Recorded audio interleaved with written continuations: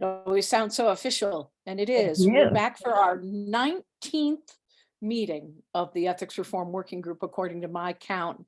And thanks to those of you who are here today. I expect that we'll have more people trickle in, and we also have some members of the public who are joining us as well. They can't be seen on screen. We won't hear them, but they can ask questions in the Q&A. So let's go ahead and get started. My name is Kathleen Sabo.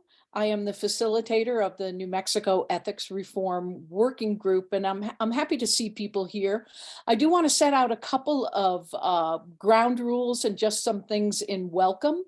So the goal is to allow for as much transparency and participation as possible, even when people are unable to attend a meeting. So any materials or links pertinent to today's meeting will be available at the group's website, which is nmethicsreform.org, and we will get that in the chat, nmethicsreform.org. So participants, those of you who can be seen on the screen, if you would raise your hand when you wish to speak, you can do it manually, or you can do it with the lovely raise hand emoji down there and unmute. You can put your questions and comments in the chat. Members of the public, those who are attendees who we don't see on the screen, we'll set aside a particular portion of the meeting to take your questions and comments in the Q&A beginning at 12:45, but don't hesitate to get them in early in case we take a look at them and we say, hey, let's jump into that. We are recording, and the video will be accessible at that website, nmethicsreform.org, where we also have a meeting feedback process available. So just a quick note about the changing of the guard here. Most of you probably know that New Mexico ethics reform is winding down, is almost completely wound down. We just could not sustain ourselves with a diversity of funding. But luckily, and I'm happy to talk with anyone about that more one-on-one, but luckily, the Thornburg Foundation and our friend Heather Ballas, who was with Thornburg and then with other organizations, took on the role of seeing this group continue, feeling it was important enough. And I'd love to just go ahead and turn things over to Heather and let her speak for a couple of minutes about the organization that is now sponsoring this group. Thank you, Heather. Thank you. And I'll be quick because I see that Senator Tallman has his hand up. So very quickly, my organization, the Election Reformers Network, is a nonpartisan public policy organization working to advance a stronger U.S. democracy. We draw on best practices from around the globe, and I'm so lucky to get to work with the founders of this group that have really deep experience in foreign service and bring a pretty creative international lens to the potential policy challenges that are facing New Mexico and other states around the country.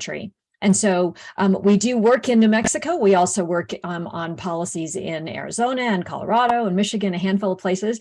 And we believe that ethics and impartiality are really fundamental to the democratic process and the election process in particular.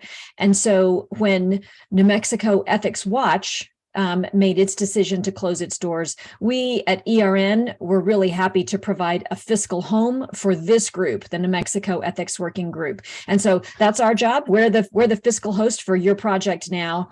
But as Kathleen mentioned, she remains your group's facilitator. I'm just happy to be at the table where I can learn with all of you. And unless folks have additional questions about ERN, I'm going to turn it back to Kathleen. Thanks, Heather. And Senator Tallman, you had your hand up previously. I don't know if you have a question for Heather or anyone else. No, I was just playing with the icons on the bottom of the screen. but I do have something to say later.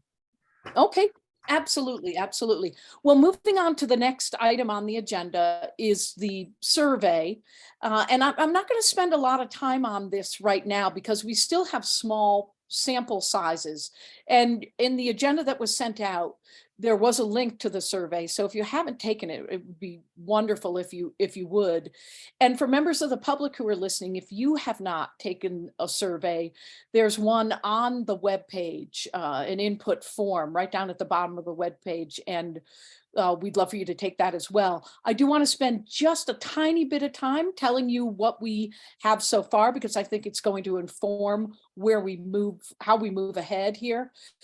So far on the participant, all of you input, we have 5 responses, and the overwhelming favorite, 4 out of 5 people would like to talk about lobbyist disclosure. So I'm just letting you know that we have a number of other things. There are 2 votes for financial disclosure, another for legislative modernization, and another 2 vote for campaign finance and campaign reporting act reforms. In terms of the public responses, we've gotten 4 of those, and 3 out of the 4 people have legislative modernization as their top choice for what to discuss. There are 2 votes for redistricting and 2 votes for looking at the Governmental Conduct Act. So we'll talk a little bit more about this as the meeting proceeds. And also, once we have a larger sample size, I'll send out spreadsheets to everyone and we'll make those public as well on the website, so people can see what people's interests are and why they have those interests. Now, a very important part of this meeting, the next item is new member introduction. And I see there's another person who has entered as Nicole. So Nicole, you may want to take a look at that. But we have our new state auditor who has graciously decided to join us, Mr. Joseph Maestas. Mr. State Auditor, thanks so much for joining this group. We've had such a wonderful participation by the previous state auditor and his director of government accountability. So why don't you go ahead and introduce yourself and let us know a little bit about what ethics issues your office is looking into, please. Welcome. Sure. Thank you, Kathleen. And it's so good to see familiar faces. Heather and I have worked together in the past. Bill Tallman and I have worked together in the past. So it's good to see some familiar faces. Yeah, my office really has a function where we handle all intake of fraud, waste, and abuse complaints. We protect the confidentiality of these individuals that come forward. And depending on the nature of it, once we vet it and determine that it's legitimate, we make referrals. We can make a referral to an appropriate prosecuting entity or authority, which is generally the DA in that locale. We've made referrals to law enforcement, in rare cases to the Attorney General. But since the creation of the Ethics Commission, there is a new body now that's kind of in our array of entities that we can make referrals to. So since the creation of the Ethics Commission, we've made about 10 referrals to the Ethics Commission. Basic breakdown: 3 involved elected officials, 7 involved non-elected officials. And in terms of the kind of the source of these complaints, it was a mixed bag: county government, municipal government, school districts, higher ed, state agencies, local public bodies. But certainly, I think it gives us a little more empowerment in terms of how we can broaden our function and our reach in ensuring that that folks are accountable, whether it's Governmental Conduct Act or other appropriate statutes. So we're very pleased to kind of have that now, to have the Ethics Commission as a partner in ensuring accountability and transparency across state government with respect to public finances. Thank you, Mr. State Auditor. Does anyone have a question for him at this point? We're happy to have you here and know your voice is going to be an important one in the discussions that we have. So thank you so much. Thank you. Absolutely. Well, not seeing any questions, I want to go ahead and address Representative Garrett. You had a sort of a technical question. I don't know if you're still having that issue. I think it was you who said, can we display the panel and not just the speaker for those on the webinar? Actually, I see the panel. It was somebody on the webinar asked about it, and I think Nicole, the actual Nicole, is looking into The it. real McCoy, right, has solved that. Okay. Well, thanks so much. Well, the next item on the agenda is sort of the meat of this meeting, and it's a round robin, debrief about legislative issues, things that were proposed, that passed, that didn't pass, relating to ethics. And if you talk about something, as I mentioned in an email to you, if it didn't pass or if it got vetoed, it'd be great to hear what next steps might be for moving that reform forward again. So if anyone needs to leave early today, we'd love to take you first. Otherwise, please volunteer yourself for beginning the discussion of this legislative debrief. Would anyone like to go first? Oh, I'll go first. Thanks, Senator Tallman. Thank you for this opportunity. I had a very frustrating and unsuccessful session this year. I started out with 23 bills, and I prioritized 8 of them. Of those 8 bills, 2 were tabled, 1 got to the governor and got vetoed, and 5 were 3 were never heard, and 2 were killed eventually by not getting scheduled. They got through a couple of committees. The 3 that you'd be most interested in, well, anyway, real quick, oil and gas royalty increase. At least wanted to match Texas at 25% royalty. Well, I won't go through. Anyway, the three bills that you'd be interested in is Senate Bill 125, financial disclosure. Never got scheduled by the Rules Committee. It was written and endorsed by the Ethics Commission, and the Rules Committee Chair, Duhigg, said, I want to send him a message. I know I should have asked her what the message was. Senate Bill 76, procurement code reform. It was never heard. It was scheduled. It got a low number, 76. Didn't get scheduled till February 25th. It was endorsed and written by LFC. We had 5 people in the audience from LFC, including David Abbey. And it was number 1 on the agenda. And the chairman calls me into his office and he says the word has come down from above that we're not going to hear this bill. Now, the LFC has written 6 reports over the last 6 years on procurement. The most recent one was October of last year. And it's pretty devastating report.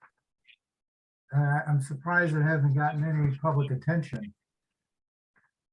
According to LFC, only 10% of goods and services go out to bid.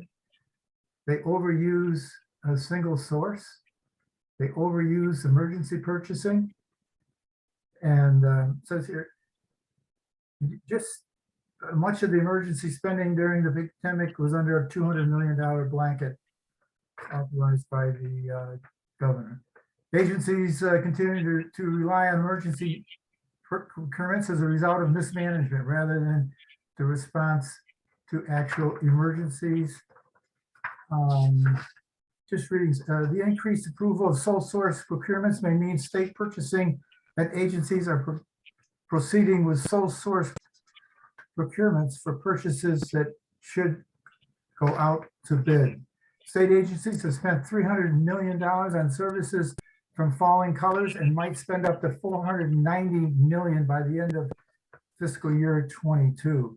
Incidentally, Falling Colors is a behavioral health provider. Despite significant IT investigations, state purchasing is still not tracking spending. State purchasing is just starting to act on fiscal 21.5. No, forget that one. I mean, it goes on and on and on. It's 43 of the state purchasing statewide price agreements are over 5 years old. Also, there's another criticism. They're relying to over-reliance on state purchasing agreements. state purchasing could do more to enforce the procurement code. I mean, it just goes on and on and on. You know, after you read this, you know, transparency is on life support in New Mexico state government. It's pretty damning and pretty disparaging and troubling. And in 2019, a bill was passed. Purchasing procurement bill was passed, and only 2 key recommendations of the reports have been implemented. And the funding for one, an IT system for state purchasing, has been appropriated, but never utilized by the division. In other words, money was appropriated 4 years ago, but it's never been spent to implement a modern, up-to-date state purchasing practices.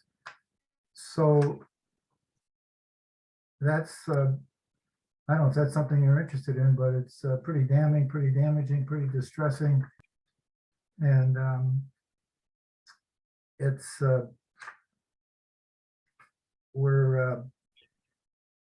I was told by a good friend of mine that, and he wouldn't name the person because she's still working for state government, and she was a cabinet official and was pressured to sign a no-bid contract, and she resigned rather than do that. And my friend, who is a former high-level state government official, claims that that's not the only incident. Okay, so financial disclosure, Senate Bill 125 never got heard. Senate Bill 76 I just talked about.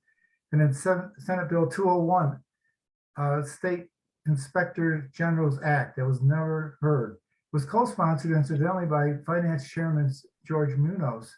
And the first committee it was assigned to was Judiciary.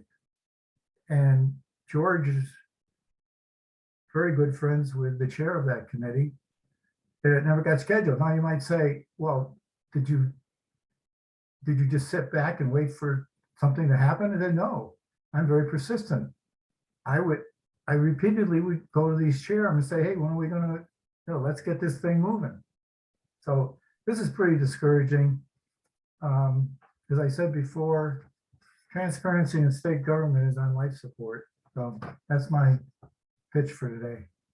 Senator Tallman, thank you. Thank you for that, for bringing it. It sounds like discussing procurement code issues might be a good subject for an entire meeting. It also sounds like there are 2 things going on here: the substance of the bills and then the process. So that may be something that we want to tackle as well. I see that our state auditor has a question. Go right ahead, Mr. State Auditor. Yes, thank you, Kathleen. I just wanted to touch on what Senator Tallman mentioned about the Inspector General bill. There have been at least 6 attempts at passing an Inspector General bill, and they've all failed in each of the sessions. The only difference in this past session was that George Munoz was the sponsor of the Inspector General bill. And basically, this is an LFC initiative. Right. They just did December 2022 policy spotlight on the status of internal auditing functions within state government. And they also did a kind of a national state of the practice. And what they concluded was that 12 states and the District of Columbia have a state inspector general. And while we do have some departments that have inspectors general, there are conflicts that compromise the independence of the inspectors general, where you have the cabinet secretary that actually selects the inspector general. And that model was still advocated in this last session in a bill that was sponsored by Senator Munoz.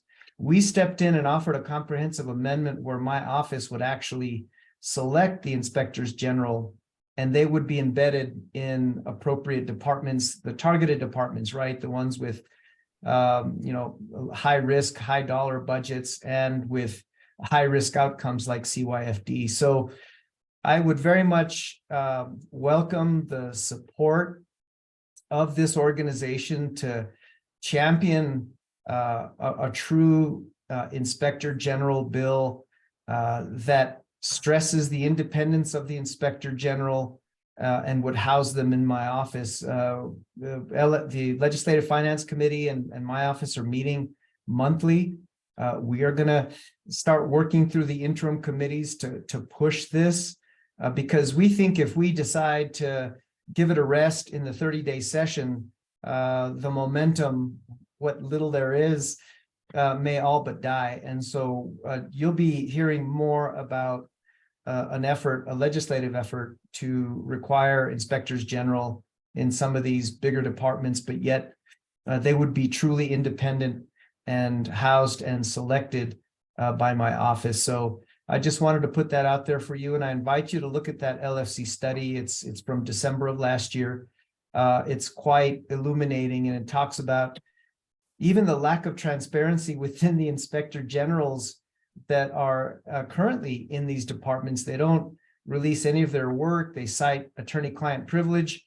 And so I'm with Senator Tallman on this, is that there is deep resistance on efforts like requiring truly independent inspectors general in key state agencies.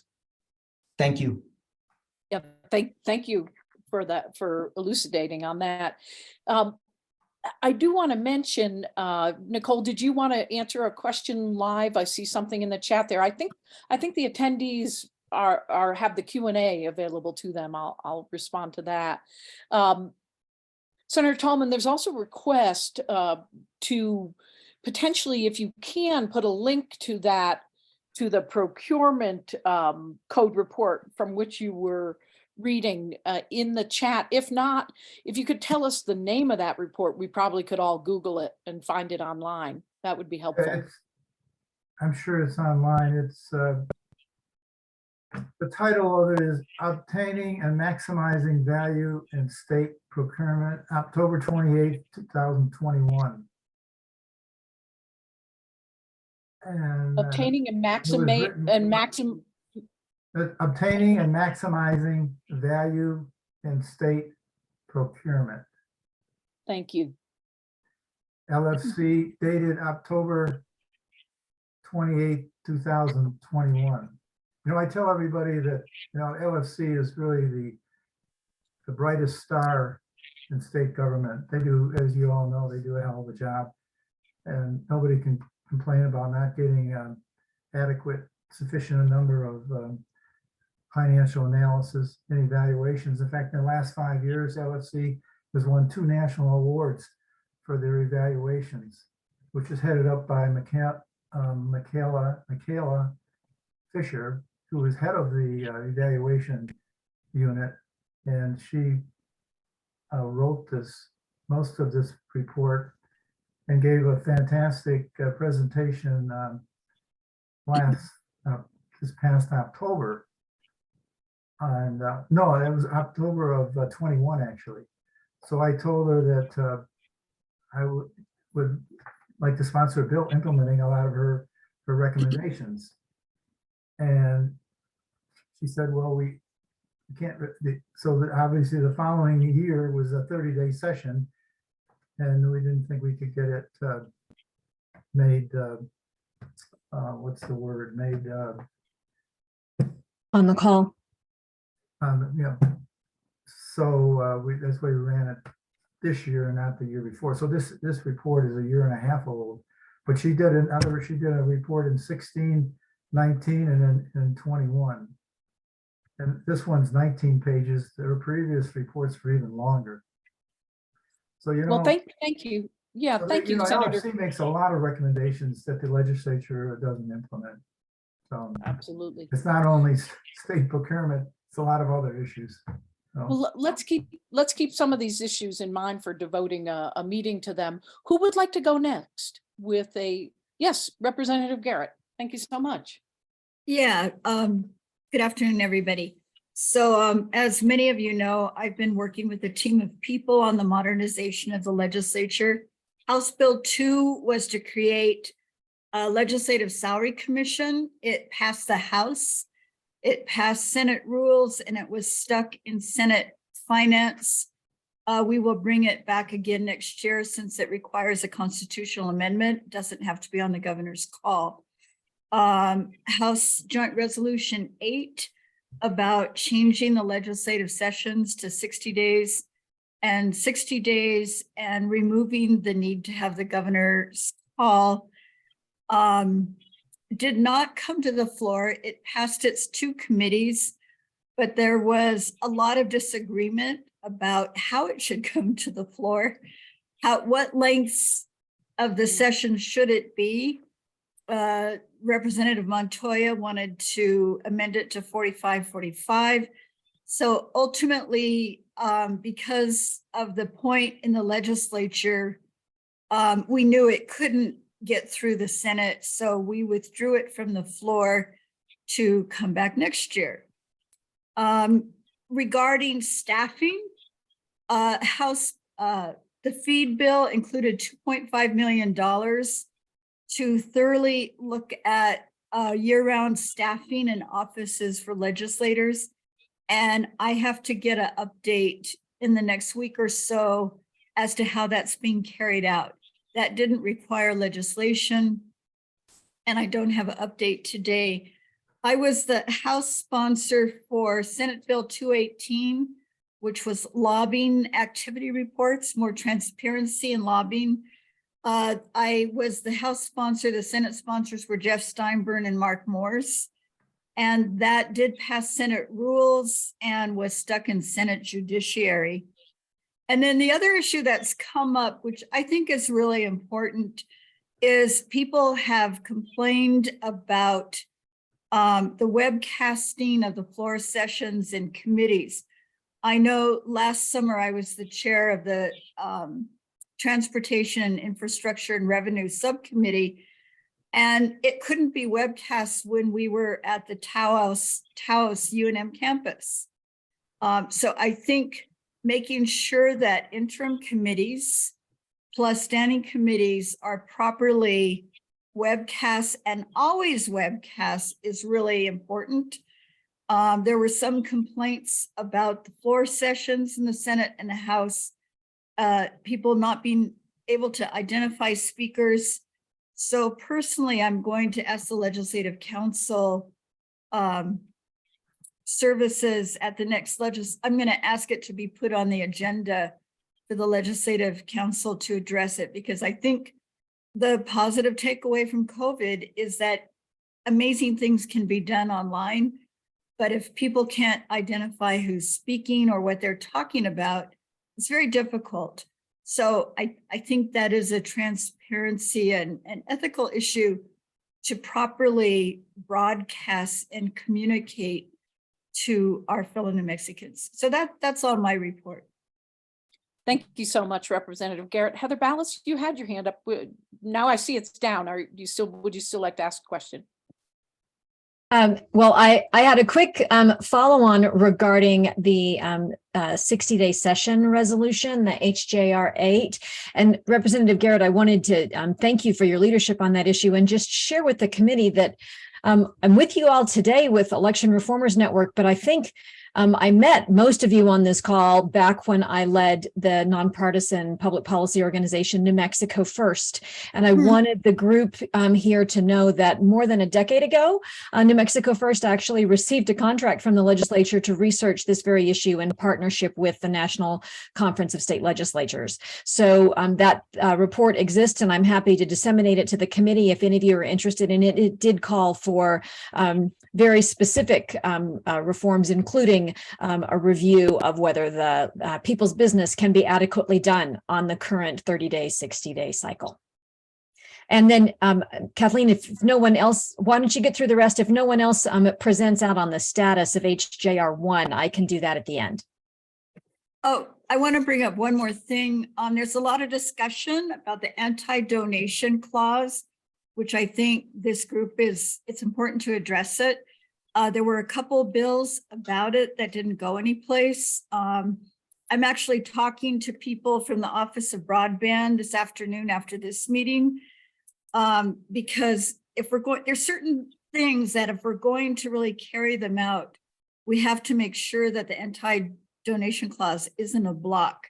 So previously, a resolution passed so that state money could be used in relationship to broadband and I always forget the word for waste sewer systems, but local money couldn't be used. So there's just issues about the anti-donation clause. One representative wants to do away with it entirely.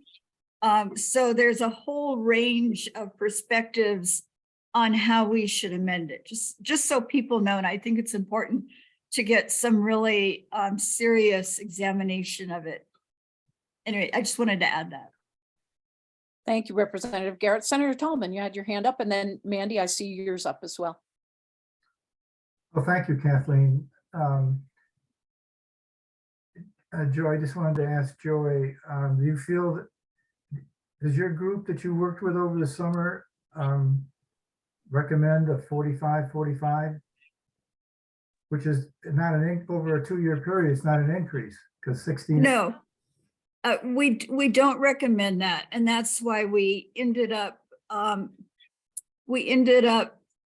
withdrawing it from the House floor. And I want to point out that at the 30-day midpoint in a 60-day session, only 4 bills had been passed and sent to the governor. So a 45-45 really doesn't work. We heard so much discussion about community service. It's just something we do out of love for our state. And I just want to say that there's a lot of people that would love to serve our state and they can't afford it. So we will bring back the salaried situation. People are all over the spectrum on their perspectives. So, yeah. So Joy, thank you for that answer. So what length of the session would you recommend? I still recommend 60-60. And then No, when that's we were talking about the paid legislature, some outrageous comments were made. Evidently, some people in the legislature don't actually need to use their stipend for housing. They thought that we're getting paid through the stipend. Most of us use our stipends for room, board, transportation. That's how I pay for my cell phone. Yeah. So anyway, lots of different opinions. And I will say that older, retired, wealthy people were the most opposed to a paid legislature. I've worked a lot of places. The state government's the only place I ever worked where you didn't have to get receipts for food and lodging. So, one last question, Joy. What about the argument where if we put the compensation question on the ballot without doing anything about lengthening the session, do you think it would be an easier sell if we lengthen the session first and then followed up with the compensation bill? So that would be an argument for paying more because you're going to be, the sessions are longer. I'm sure you gave some thought to that. It's, again, people have really different perspectives on that situation. Education is really needed. Regardless, I think they can both pass and that having them both on the ballot is the best option. But people need to understand that a legislative salary commission would base any proposed salary on whatever the session length was. The tricky part is when you put a constitutional amendment on the ballot, it can't be 2 pages long. It has to be short. So the key point, and I think many people on this call realize it, is education. What are the facts? And by the way, people against it like to quote the New Hampshire salary of $100 a year. They're trying to raise that to $2,500 Yeah, and they but represent 6,500 people. But they got 400 people in their legislature. They only Right. represent like 2,000 people. Yeah, right. So you can't You compare. can't, that's, you know. I'll never forget, I talked to a guy from Oklahoma several years ago.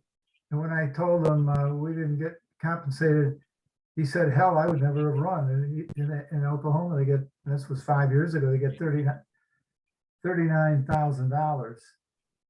And then in Massachusetts, I talked to a woman state legislator, they get 60,000. They meet 5 months of the year. And she said they spend, in the Senate, they spend almost a whole month of May on the budget. And I said, you know how long we spend on it? About 2.5 hours. So anyway, it's long overdue. It's ridiculous. It's almost a shame we have to educate the public on something so obvious. Thank you.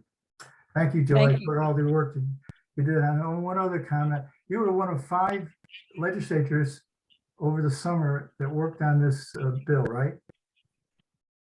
Actually, we had 10 And and they and were we'll all, be, and were they all women?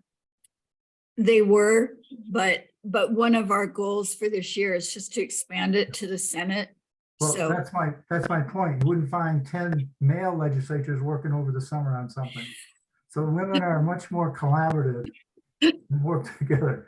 So I'm a big proponent of women in state government. Thanks, Senator Tallman. Mandy Vihill with the Secretary of State's office. So please go ahead if you had a question. Sure. Kathleen, I don't have a question, but just if now's a good time, I'm happy to share kind of our experience and what we were successful in throughout this session. Is now a good time for that debrief? Well, let me ask if there were any other immediate questions for Representative Garrett. I just have one, Representative Garrett. Were there some constitutional issues that came up that people were talking about being an issue?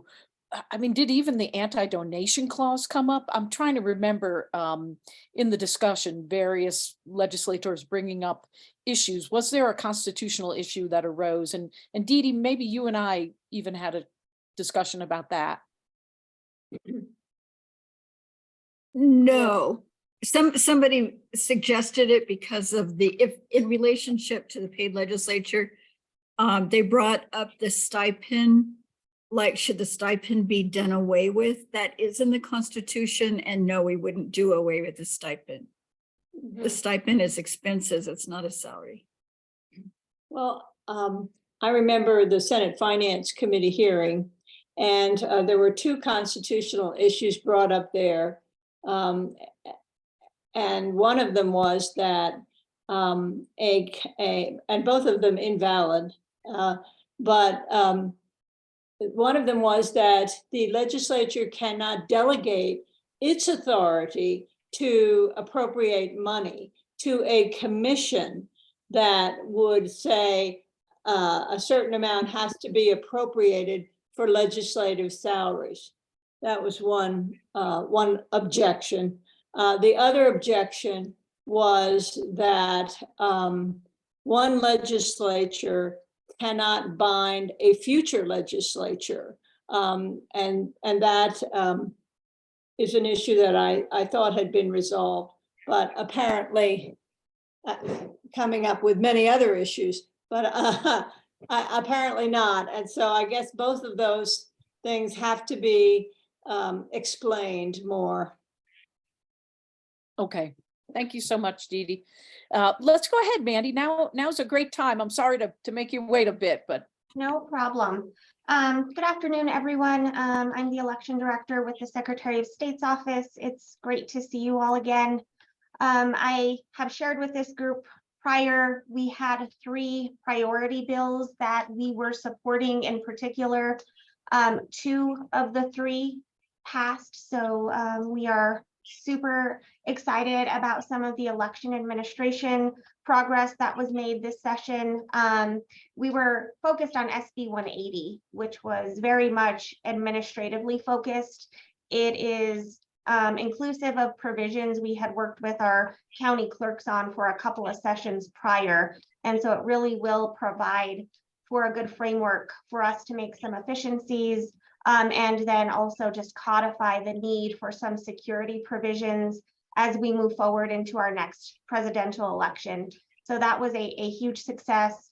Also, SB 43 was a priority that was specific to creating some provisions to support election officials, not just elected officials, but our poll workers, all folks at the local level, and create some protections, I guess, against some of the intimidation and kind of just physical security concerns that we are now experiencing in the election industry.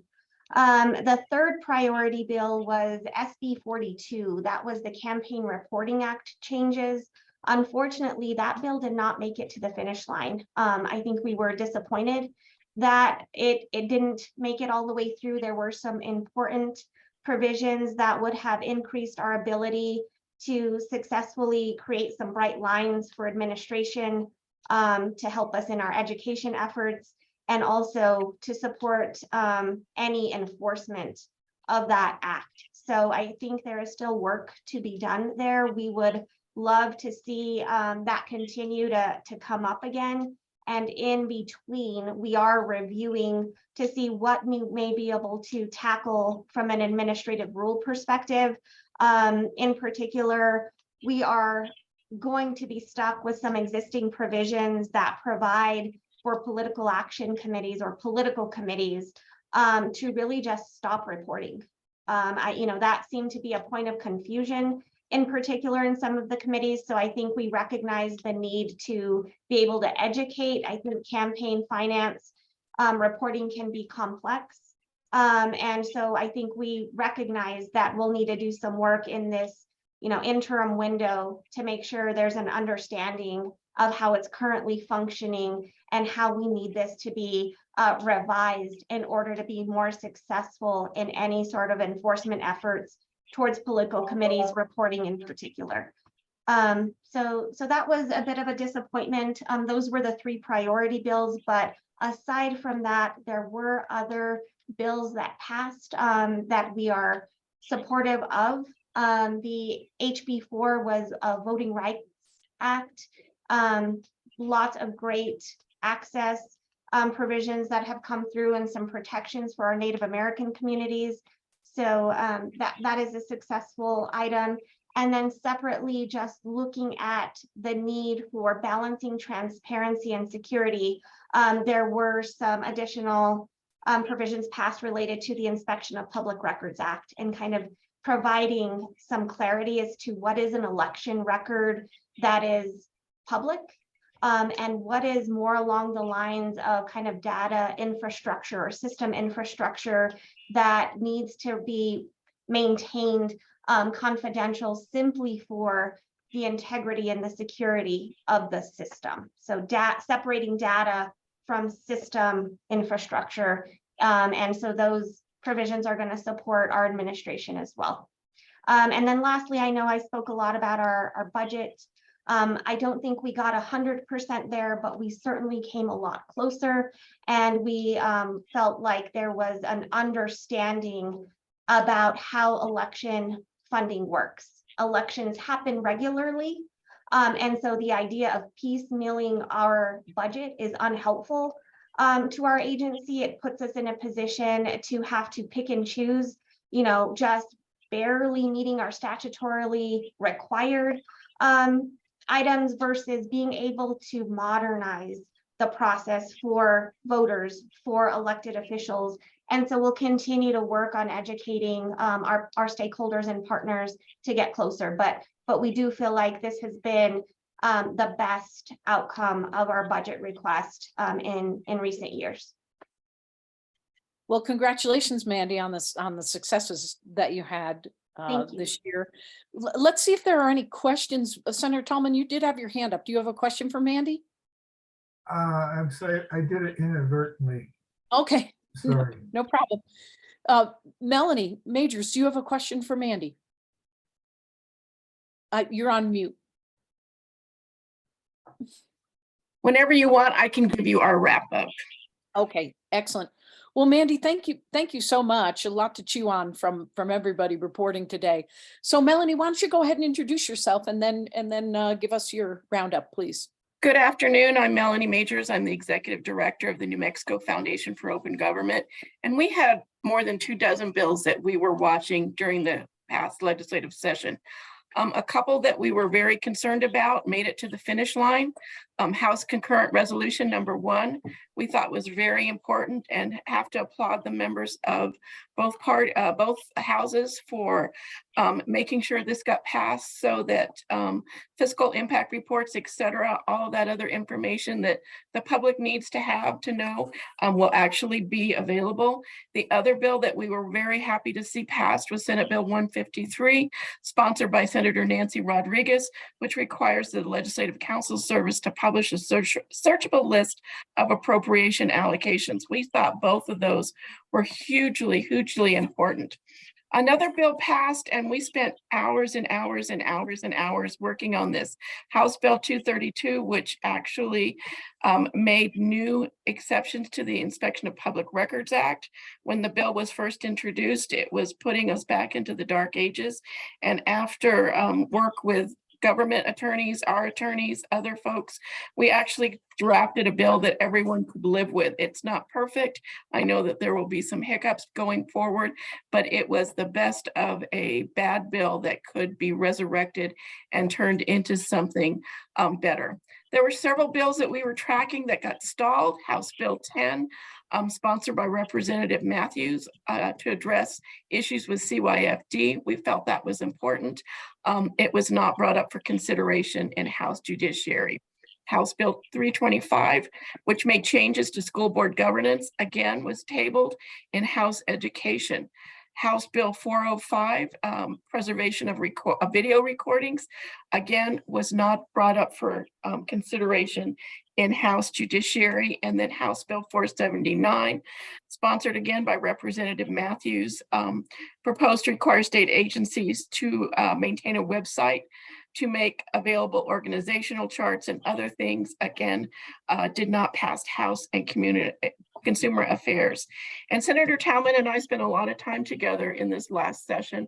We were on the opposite sides of an item, Senate Bill 63.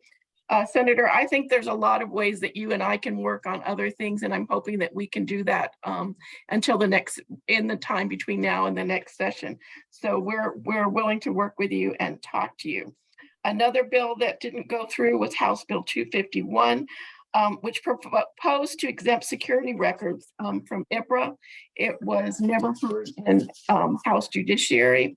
And then Senate Bill 496, sponsored by Senator David Gallegos, wanted to make it a 4th-degree felony for making available addresses, et cetera, of public officials. It was never scheduled in House Judiciary. A mixed bag. As I said, we were tracking more than 24 bills, spent a lot of time in Santa Fe. And one of the things that unfortunately the public doesn't get to see if they don't spend any time in Santa Fe is just how hard the folks in Santa Fe work, whether they're legislators, whether the people putting together the committee hearings, whether they're legislative council service, whether they're people who are just trying to make the process work. And I really do think if more people could get to Santa Fe and actually see what you're doing, what's going on, et cetera, you might have a different outcome for all of the efforts to modernize the legislature. Because truly, if people don't see how the sausage is being made, they don't know what goes into it. Thanks so much, Melanie. Just a general question for you, sort of about a trend. Are you seeing any trends with regard to transparency, either from the public or from legislators, from your perspective? Well, you know, it was an interesting session, because I have to be honest, I probably had 24 individual legislators reach out to FOG or Jason Espinosa, who's our lobbyist, or some of the other folks on the FOG board to say, you know, this bill is coming up. Can we talk about it before it even gets there? And that was like October, November, December. And then once things started in the legislature, we actually had folks call us and say, do you know this bill is up for consideration tomorrow? do you have an interest in being in that committee? And while we were tracking it, it was very interesting to see the sheer number of, and Senator Garrett, Representative Garrett was one of them, the sheer number of folks who reached out to us to say, hey, you need to know this is going on. And I think that speaks volumes, not only for FOG, but for the legislators themselves, that they realize that transparency is really important and they want to foster that moving forward. Thanks, Melanie. Any questions for Melanie? Not at this time. I've been also monitoring the Q&A to see if there are any questions from the public, and there are none there as well. Yes, Dee Dee Feldman, you would like to. When the time has come, I'm happy to give my report as well. The time has come. Okay, well, Common Cause was monitoring and prioritizing a number of bills this session. And we're happy about the success of some of the bills that the Secretary of State was also supporting, and the big voting rights bill, House Bill 4.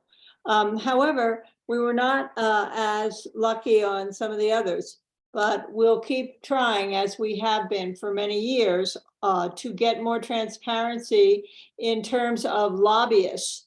And we, of course, supported Senator Steinborn's bill on lobbyist disclosure of their salaries and of actually what they're lobbying on. And we'll say this year there was bipartisan support, and they did, and one of them did advance out of the Senate Rules Committee, which is a first. So that was some progress, and we hope to work on that again next year. And then also, we also mourn the defeat of Senate Bill 42, along with the Secretary of State. That was a bill that would have closed some loopholes when it came to campaign reporting for independent PACs.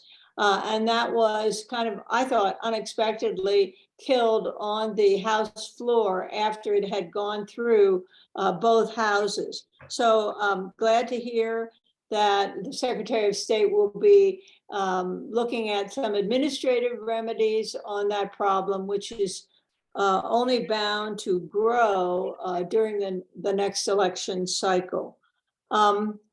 We were big supporters of modernization and did our best to support and educate the public when it came to legislative salaries and the length of session, supporting the really good work done by the Legislative Momentum Group in the House.